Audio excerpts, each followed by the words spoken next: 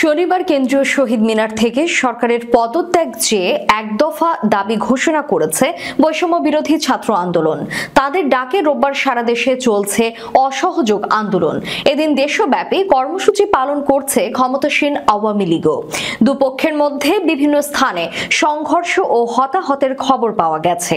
কঠোর অবস্থানে রয়েছে পুলিশ প্রশাসনও। এসব খবর গুরুত্ব সহকারে প্রচার করছে আন্তর্জাতিক সংবাদ মাধ্যমগুলো। রোববার কাতার ভিত্তিক সংবাদ মাধ্যম আল জাজিরার খবরে বলা হয়েছে, প্রধানমন্ত্রীর অপসারণ দাবিতে ফের রাস্তায় বাংলাদেশের আন্দোলনকারীরা।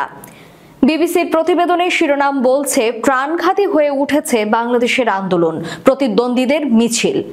জার্মান সম্প্রচার মাধ্যম ডয়েচে ভেলের ছোট্ট শিরোনাম, প্রধানমন্ত্রীকে পদত্যাগের আহ্বান জানিয়েছে বাংলাদেশের বিক্ষোভকারীরা।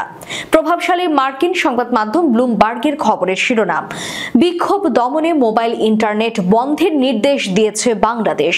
সিএনএন এর খবরে বলা হয়েছে, প্রধানমন্ত্রীর পদত্যাগের দাবি বাংলাদেশের বিক্ষোভকারীদের, জনগণের পাশে থাকবে সেনাবাহিনী। এনডিটিভির খবরের শিরোনাম, প্রধানমন্ত্রী শেখ হাসিনার পদত্যাগের দাবিতে আন্দোলন জোরদার করেছে বাংলাদেশের শিক্ষার্থীরা। ভারতীয় সংবাদ মাধ্যম ফার্স্ট পোস্টের শিরোনাম, টালমাটাল বাংলাদেশ, নতুন করে সংঘর্ষে নিহতের সংখ্যা বেড়ে যাওয়ায় প্রধানমন্ত্রী হাসিনার পদত্যাগ দাবি করেছে বিক্ষোভকারীরা। ভারতের আরেক সংবাদ মাধ্যম উইয়ানের শিরোনাম, বাংলাদেশে ফের উত্তেজনা, প্রধানমন্ত্রী শেখ হাসিনার পদত্যাগ দাবি করেছে বিক্ষোভকারীরা, নতুন সংঘর্ষে 2 জন নিহত।